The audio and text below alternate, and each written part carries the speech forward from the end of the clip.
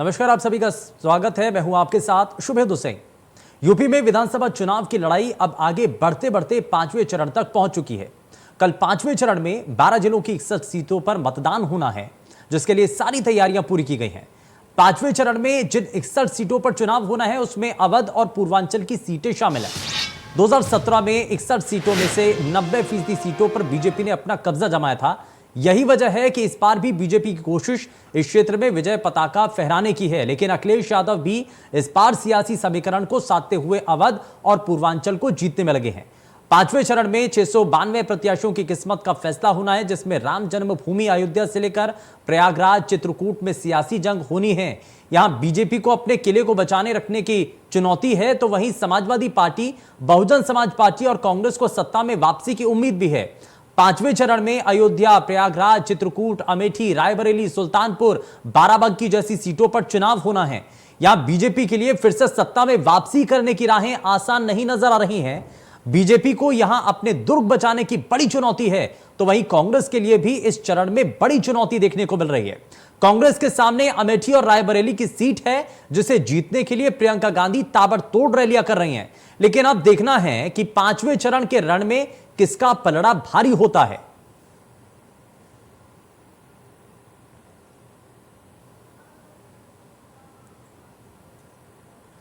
तो 5वें चरण के रण के लिए सभी योद्धा अब चुनावी मैदान में उतर चुके हैं, पूरी तैयारियां हो चुकी हैं और बाकायदा इस रण को और भी ज्यादा दिलचस्प बनता हुआ आप देख पा रहे होंगे, क्योंकि अब हाल ही में जो जिस तरीके की बयानबाजी हो रही है, वो इसमें और भी ज्यादा तल्खियां बढ़ा रही है।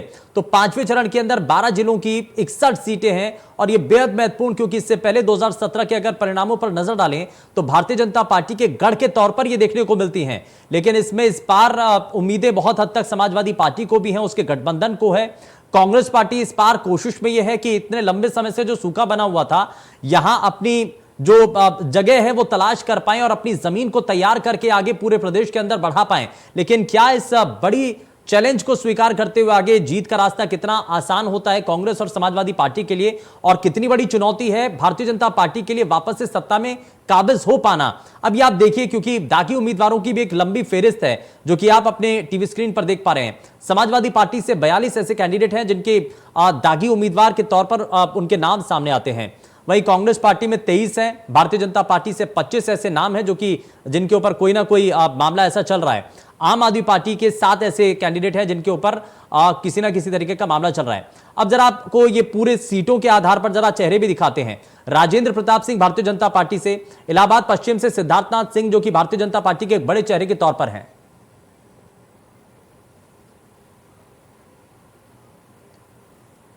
और चलिए जरा जल्दी से आगे बढ़ते हैं और आपको सीधे गोरखपुर लिए चलते हैं, जहां पर योगी आदित्यनाथ संबोधित कर रहे हैं। विश्वविद्यालय बना दिए, चीनी मिल चला दी, जहां जहां के लिए पुल के आए थे पुल के प्रस्ताव, degree college, inter college, ITI, जहां बिजली नीति वहां बिजली पहुंचा दी, जहां सड़क नीति वहां सड़क पहुंचा दी, जिसके बाद राशन कार्ड नहीं थे राशन कार्ड दे दिया, जिसके पास मकान नहीं था मकान दे दिया, और जिसके पास अभी नहीं होगा उसको फिर देंगे, और जिसके पास मकान बनाने के लिए जमीन नहीं होगा उसको जमीन का पट्टा भी देंगे। ऐसी सरकार चाहिए ना, बेईमानी और भ्रष्टाचार वाली नहीं ना, दंगाइयों का साथ देने वाली नहीं ना। और चुनाव के बाद रवि किशन जी की फिल्मों में काम करने का अवसर भी आपको मिल सके, इसके लिए जोरदार तैयारी करनी आगे चल रही है भारतीय जनता पार्टी के पक्ष में।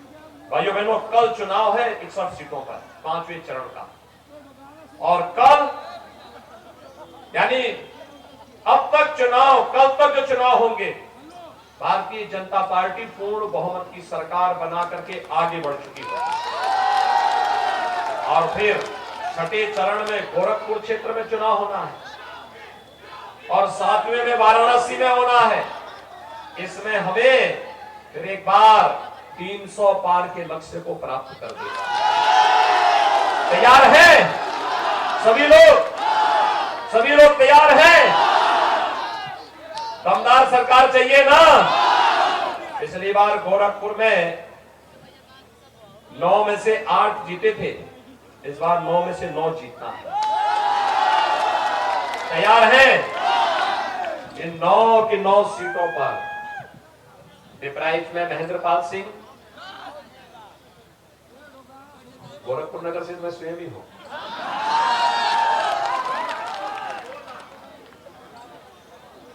फतेह बहादुर सिंह कैंपेरगंज से, प्रदीप शुक्ला लड़ रहे हैं सहजनवा से, विपिन सिंह गोरखपुर ग्रामीण से, सरवण निषाद लड़ रहे हैं चोरी चोरा से, विमलेश पासवान लड़ रहे हैं, बांसगांव से, डॉक्टर राजेश त्रिपाठी लड़ रहे हैं चिल्लू पार से, और फिर राम चौहान लड़ रहे हैं खजली से।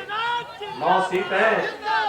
नातेदार, रिश्तेदार, सगे संबंधी, हित मित्रगण जितने लोग होंगे, देखना गोरखपुर की नाक बचाना,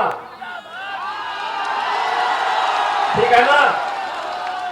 सभी 9 सीटों पर भारतीय जनता पार्टी जीतनी चाहिए। सहमत हैं? भारी बहुमत से जिता के भेजेंगे, लेकिन उसकी शर्त एक है, चुनाव के दिन पहले मतदान। सभी लोग सहमत होकर के जाएंगे ना? चाहे गर्मी हो, सर्दी हो, बरसात हो, कुछ भी हो, चुनाव और मतदान हमारा अधिकार है, ठीक है? हर व्यक्ति का अधिकार है, और अधिकार का प्रयोग करते हुए संवैधानिक कर्तव्यों का भी पालन करना है।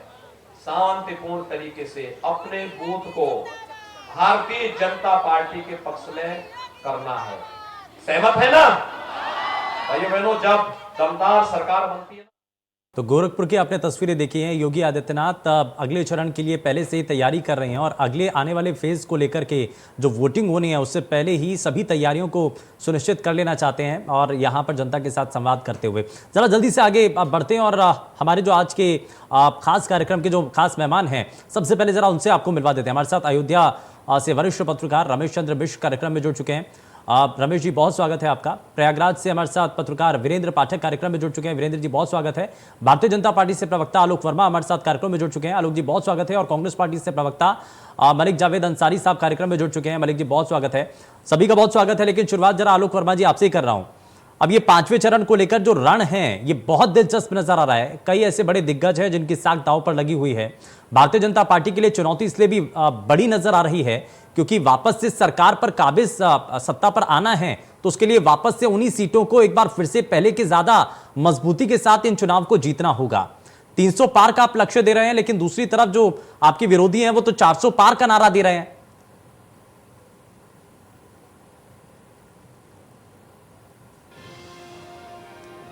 आलोक जी, अनम्यूट कर लीजिए। आपको आवाज आ रही है? जी बिल्कुल, बताइए। आवाज आ रही है आपको? आलोक वर्मा जी, बिल्कुल बताइए सर। जी, आपको तो याद होगा 2017 में उत्तर प्रदेश में इलेक्शन था, समाजवादी पार्टी कांग्रेस साथ मिलकर के चुनाव लड़ी थी। कितनी सीटें मिली थी दोनों को? 54 सीटें। बहुत जोश में थे उस समय 2017 में भी, और 2 साल बीते थे। 2019 आया था, समाजवादी पार्टी और बसपा का गठबंधन बना था। उस समय भी बहुत जोश में थे, सभी पार्टियां जोश में थी, और खासतौर से समाजवादी पार्टी और बसपा कुछ ज्यादा जोश में थी। उनको लग रहा था कि भारतीय जनता पार्टी कहीं दिखाई नहीं पड़ेगी। क्या निकल के आया था? कुल मिला के 15 सीटें समाजवादी पार्टी और बसपा को हासिल हुई थी। तो मुझे लगता है कि जो लोग दिवा स्वप्न देख रहे हैं उनको देखने दीजिए। हमारी तैयारी पूरी है, हमने लगातार काम किया है। उत्तर प्रदेश की तस्वीर हमने बदली है 5 साल में। जिस तरीके से आज उत्तर प्रदेश नई ऊंचाइयों पर पहुंचा है, ईज ऑफ डूइंग बिजनेस में हम दूसरे नंबर पर हैं, पहले कभी 14वें नंबर पर थे। आज उत्तर प्रदेश की अर्थव्यवस्था महाराष्ट्र के बाद दूसरे नंबर पर है। हमने लोगों को रोजगार दिया है, हमने किसानों के साथ मिल करके उनकी मुश्किलें दूर की हैं।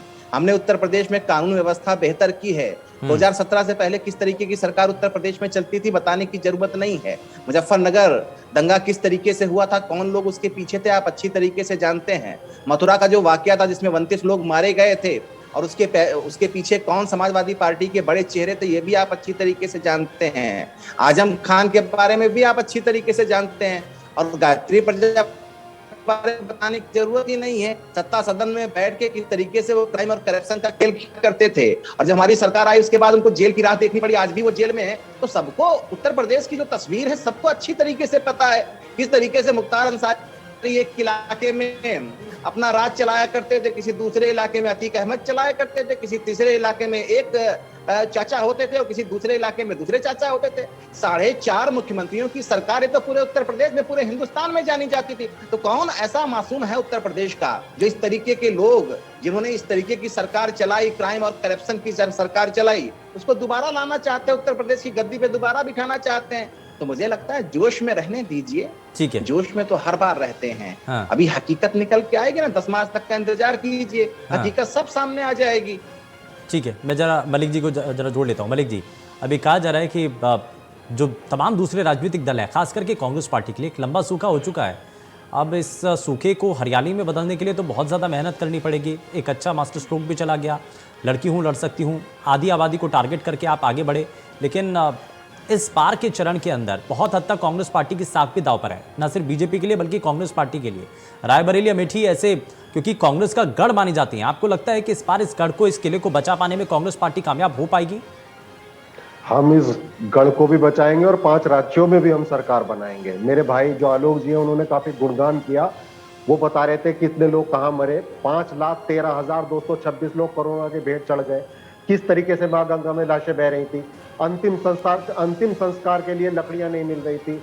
अभी विकास की बात की कि हमारा क्राइम बिल्कुल जीरो है। एनसीआरबी की अगर मैं बात करूं, सबसे ज्यादा जो लूट हत्या में सबसे आगे यूपी नंबर 1 है। किस तरीके से जेवर एयरपोर्ट जो मोदी जी ने इनॉग्रेट किया, कि उसका शिलान्यास किया, वहां पे बीजिंग का फोटो लगा दिया। कभी वहां पे भी गोंडा में राजनाथ जी रैली कर रहे थे, वहां पे रोजगार की नारे लग रहे थे कि सेना की भर्ती चालू करो। योगी हार जो है योगी जी के चेहरे पे साफ दिखाई दे रही है, और रोजगार किस तरीके से इन्होंने दिया है पूरा देश जानता है। पीतल नगरी मुरादाबाद बर्बाद कर दिया, भदोई कारपोरेट इंडस्ट्री थी वो बर्बाद कर दिया, बनारस में जो बनारसी साड़ी होती थी बुनकरों को उन्होंने बर्बाद कर दिया, मेरठ का खेल उद्योग वो बर्बाद कर दिया। तो उन्होंने रोजगार कहाँ दिए? रोजगार देने में उत्तर प्रदेश विफल हुआ है, और आज जो बेरोजगार युवा हैं और किसान हैं इनको वोट की चोट मार रहे हैं, लेकिन ये अहंकार में डूबे हुए हैं। इन्होंने खूब क्रिमिनल्स के नाम बताए, लेकिन मैं इनसे पूछना चाहूंगा कुलदीप सेंगर का क्या हुआ? वो जेल के अंदर है। स्वामी चिन्मयानंद के साथ क्या हुआ था, किस तरीके से हुआ है? टेनी का बेटा जिसने नरसंहार किया किसानों का, किस तरीके से सरकार पक्ष नहीं रख पाई हाई कोर्ट में और उसको बेल दिला दी गई। आज किसान सुप्रीम कोर्ट में गए उनकी बेल को अपोज करने के लिए। तो मेरे भाई आलोक जी, आप जो गुणगान कर रहे हैं वो देश के लोग जान चुके हैं, और मोदी जी जिस तरीके से उनकी भाषा गिरती जा रही है, जिस तरह से हमारे योगी आदित्यनाथ जी है मुख्यमंत्री, उनकी भाषा गिरती जा रही है, साफ पता लग रहा है वो हार चुके हैं। और मोदी जी ने तो प्रचार में इतना भारतीय जनता अच्छा, मलिक जावेद अंसारी साहब, अच्छा मैं एक सवाल कर लेता हूं, उसके बाद मैं आलोक जी से आपकी जो कई सवाल हो गए उनका जवाब भी लूंगा। लेकिन राहुल गांधी जो कि पहले तक यूपी के बहुत हद तक सराखों पर बिठाती थी जनता, कैंपेनिंग में नजर नहीं आते हैं, आते नहीं हैं, शामिल नहीं होते हैं पूरी तरीके से जो प्रचार कर रहे थे राहुल जी, कल ही अमेठी में प्रचार कर रहे थे राहुल जी। फिर प्रियंका सोनिया जी ने वर्चुअल रैली की है, उससे पहले प्रियंका जी रायबरेली में थी। तो ऐसा नहीं है, राहुल जी गोवा में बिजी थे, उत्तराखंड में बिजी थे, पंजाब में बिजी थे। तो जहां जिसकी जरूरत पड़ती है पार्टी उसको लाती है। तो अभी प्रियंका जी के जो लीडरशिप में उत्तर प्रदेश पहले की तरह उनकी वो एक्टिवनेस उत्तर प्रदेश के अंदर नजर नहीं आ रही है सर। 100% ये बार-बार सवाल उठाए जा रहे हैं। कार्यकर्ता एक्टिव है, लेकिन वो मीडिया को नहीं दिख रहा है। आज भी महाराजगंज में हमारी रैली हुई, आप भीड़ देखिए किस तरीके से लोग जुड़ रहे हैं, और भाजपा की कुर्सियां खाली पड़ी हैं। प्रधानमंत्री जी का चेहरा देखिए आप, उतर गया है। और आज प्रधानमंत्री जी उत्तर प्रदेश को लेकर इतने चिंतित हैं और इतना प्रचार कर रहे हैं कि यूक्रेन में हमारे 15,000 छात्र वहां पे फंसे हुए हैं, वहां से एम्बेसी भाग गई है, हमारी एम्बेसी को हटा लिया गया, लेकिन हमारे जो छात्र हैं उनको नहीं निकाला गया। किस तरीके का मिसमैनेजमेंट इस सरकार ने किया है। डबल इंजन को कहने वाले, ये डबल इंजन का कुशासन है जिसने देश को भी बर्बाद किया। चलिए ठीक है, मैं जरा जल्दी से एक रिएक्शन ले लेता हूं आलोक वर्मा जी से। आलोक जी जरा जवाब दीजिए, कई सवाल उन्होंने उठा दिए हैं कोरोना प्रबंधन से लेकर के, और कांग्रेस के अब कांग्रेस के साथियों को क्या जवाब दूं, वो तो आंख पे चश्मा लगा के निकलते हैं, और 32 साल से आंख पे चश्मा लगा कर निकल रहे हैं। उत्तर प्रदेश की तस्वीर किस तरीके से बदली है, हकीकत किस तरीके से चेंज हुई है, उनको मुझे लगता है चश्मा उतारेंगे तो उनको दिखाई पड़ेगा। भाई हालात बदले हैं। भारतीय जनता पार्टी अगर शानदार कौन से प्रदर्शन सेक्टर में? 2014 एक से सेक्टर लगातार कर बताइए, रही कौन से है, सेक्टर में चाहे हालात बदले? 2014 से, अरे अरे मैं आपको सुन रहा था साहब, आप सुन लीजिए। बहस का एक तरीका होता है कि मैं बोलूं तो आप सुन लीजिए, आप बोले तो मैं सुन लूं। भाई तस्वीर तो आपने देखी है ना, 2014 की देखी होगी, 2017 की देखी होगी, 2019 की देखी होगी, अभी पंचायत चुनाव हुआ उसकी भी देखी होगी, 2022 की भी देख तालियां लीजिएगा। खींच रहे थे दूसरी बीजेपी चीज के लोग ये भी तो महिलाओं देखिए की, ना भाई, ये भी देखी थी राहुल हमने। गांधी जी का गढ़ अमेठी। अरे बाद में जवाब एक साथ दे लीजिएगा, अभी बहुत सारे सवाल मैं भी कर लूंगा आपसे, उसके बाद आराम से फुर्सत में जवाब दीजिएगा ना साहब।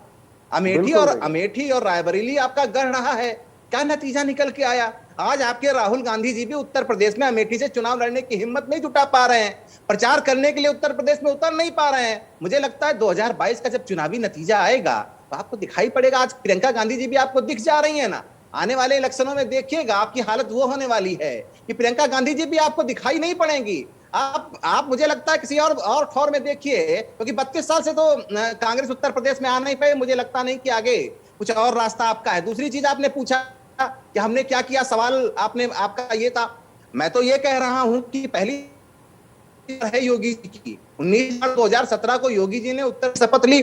5 साल में हर साल वो बाकायदा लोगों के पास आए, बाकायदा प्रेस कॉन्फ्रेंस की और बताया कि हर साल हमने क्या कुछ किया। ठीक है। हमने जो संकल्प उत्तर प्रदेश को बदलने का लिया था, हाँ। पहले साल में क्या किया, दूसरे में क्या, तीसरे में क्या, चौथे में क्या, और ठीक है। 5वें में अभी हाल में ही ठीक है, उसी बाकायदा आधार प्रेस पर अगर कॉन्फ्रेंस आप लखनऊ में बिल्कुल। योगी आदित्यनाथ जी ने की ठीक थी। है, अब मैं तो थोड़ा मुझे सा आगे लगता है बढ़ता हूँ। कि ठीक है पहली सरकार है जो सर, अपने वीरेंद्र काम जी का को जरा रिकॉर्ड जल्दी से देती जोड़ लेता है। हूँ। वीरेंद्र पाठक साहब, अब इस चरण के अंदर बहुत हद तक तो चाहे वो बीजेपी हो, चाहे वो कांग्रेस पार्टी हो, चाहे वो समाजवादी पार्टी हो, तमाम दूसरे राजनीतिक दल, सभी के लिए बड़ी चुनौती है। लेकिन चुनौती अलग अलग लिहाज से बीजेपी के लिए ज्यादा मानी जा रही है, दूसरा कांग्रेस के लिए भी ज्यादा मानी जा रही है। ये दोनों के लिए बड़ी चुनौती है। देखिए, कांग्रेस के लिए चुनौती ये है कि वो चुनौती में ही नहीं है। महत्वपूर्ण बात यह है, लोग कहते हैं कांग्रेस का गढ़ अमेठी रायबरेली था, लेकिन थोड़ा पीछे चले जाइए तो कांग्रेस का गढ़ इलाहाबाद जो अब प्रयागराज है। आज प्रयागराज की क्या स्थिति है ये देख लीजिए, आपको कांग्रेस की स्थिति समझ में आ जाएगी। भाजपा चुनौती में है, इसका प्रमाण इससे मिलता है कि जब पिछली केंद्र की सरकार के ऊपर चुनाव हुआ कि कौन चुना जाएगा, तो देखिए मोदी आ गए। कुछ ना कुछ तो किया होगा, ऐसा कुछ ना कुछ तो रहा ही होगा जिसकी वजह से जनता ने केंद्र में भाजपा की सरकार की। हम प्रवक्ता या कोई कुछ भी कहें, मुख्य बात होती है जनता की। अगर जनता रिलीफ महसूस कर रही है तो वो आंकड़े से ऊपर जाके अपना मतदान करती है, और वही होता है। आप जब भी चुनाव का देख लें, कुछ अपवाद होते हैं, अपराध और वोट कब्जा करने, तरह तरह की जातिवाद और प्रलोभन को छोड़ के, नहीं तो जनता सब जानती है। जनता सारी पार्टियों की नीतियों को जानती है, समझती है, वो अपना हित देखती है और उस पर पूरा मतदान करती है। तो एक तरीके से जो आपने प्रश्न किया कि कांग्रेस तो मुझे नहीं लगता कि कहीं चुनौती में है।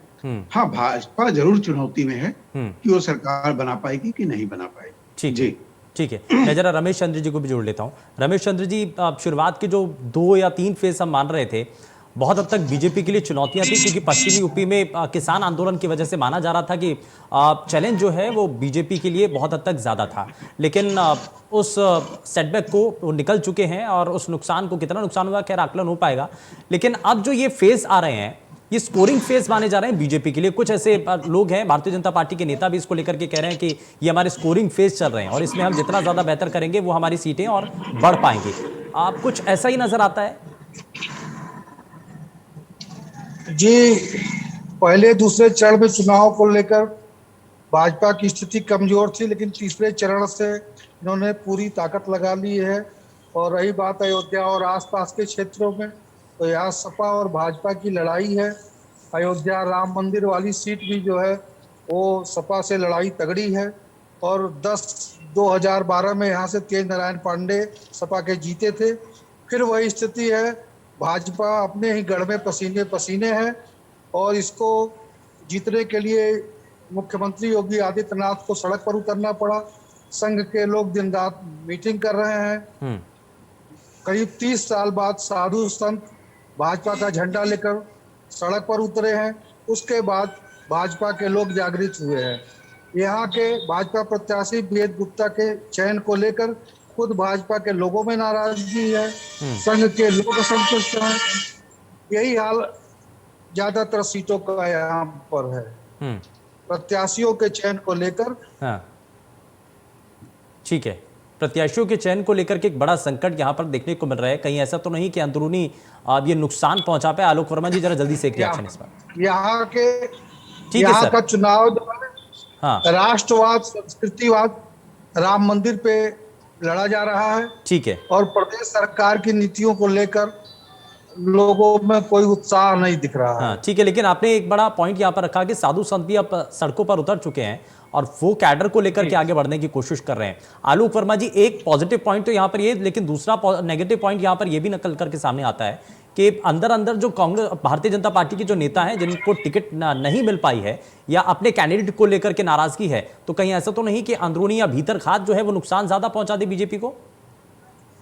नहीं, भारतीय जनता पार्टी बहुत बड़ी पार्टी है, दुनिया की सबसे बड़ी पार्टी है। निश्चित रूप से किसी विधानसभा इलेक्शन में कोई टिकट किसी को पार्टी ने दिया होगा और कोई और भी वहां से टिकट मांग रहा होगा, इसमें कोई नई बात नहीं, उनके भी समर्थक होंगे, इसमें भी कहीं कोई नई बात नहीं है।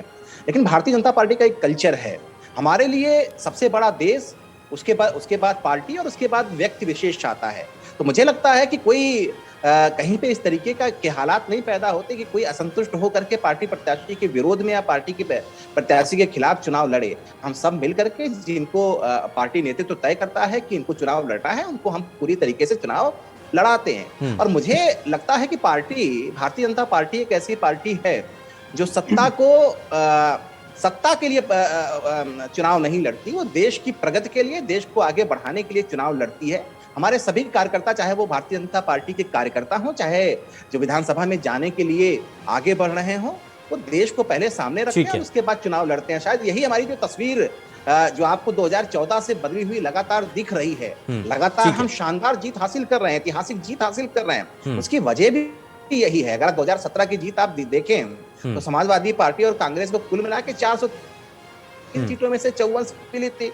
अगर आप 2019 का चुनाव देखें तो 80 सीटों में कुल मिला के 15 सीटें बसपा और समाजवादी पार्टी को मिली थी। तो छोटी मोटी जीत, ठीक है, लेकिन जनता को तय करना है, जनता को तय करना है। पांचवें चरण का रण जो है ये बेहद कड़ा और बेहद दिलचस्प ये देखने को मिलेगा और कल वोटिंग किस लिहाज से होती है ये इस पर भी लगातार नजर बनी रहेगी। खैर, बहुत शुक्रिया सभी खास मेहमानों का कार्यक्रम में शामिल होने के लिए, अपना कीमती समय देने के लिए। लेकिन पांचवें चरण का रण बेहद दिलचस्प और बेहद कड़ा होने जा रहा है। इसमें कई दिग्गजों की साख भी इस वक्त दाव पर लगी हुई है, लेकिन कौन आगे निकलता है ये देखने वाली चीजें हैं। पेशकश में फिलहाल के लिए बस उतना ही। नमस्कार।